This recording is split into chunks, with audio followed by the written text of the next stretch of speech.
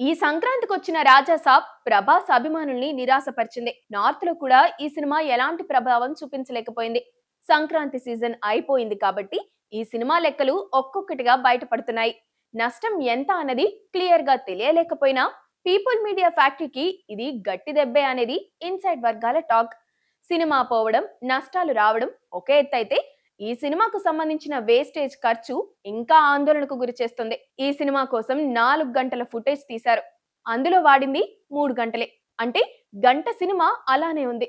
తీసిన సీన్లు పక్కన పెట్టడం వేస్టేజ్ వల్ల దాదాపు 50 నుంచి 60 కోట్ల వరకు నష్టాలొచ్చాయని తెలుస్తుంది. రాజాసాబ్ 4 గంటల ఫుటేజ్ వచ్చినప్పుడు 2 భాగాలుగా తీసి విడుదల చేయాలన్న ఆలోచన కూడా వచ్చింది. అయితే మారుతికి ఇలా ఈ సినిమాని విడగొట్టడం ఇష్టం లేదు. ఎందుకంటే రాజాసాబ్ 2 కి సంబంధించి కథ ఆయన దగ్గర సిద్ధంగా ఉంది. రాజాసాబ్ కోసం తీసిన ఫుటేజ్ 2 భాగాలుగా చేయడం కంటే రెండో కథని సినిమాగా తీయడమే బెటర్ అనుకున్నారు. అందుకే పార్ట్ 2 ఆలోచన పక్కన పెట్టేశారు. కనీసం ఆ ఫుటేజ్ లోని కొన్ని సీన్లు ఎడిట్ చేసి ఓటీటీలో రిలీజ్ చేసినా బాగుండేది. కానీ అది జరగలేదు. ఏదేమైనా రాజాసాబ్ హిట్ అయితే నష్టాల్లో నుంచి బయటపడిపోదాం అనుకున్న విశ్వప్రసాద్ ఆశలు మాత్రం నెరవేరలేదు సరికదా. కొత్త నష్టాల్ని మోయాల్సి వస్తుంది.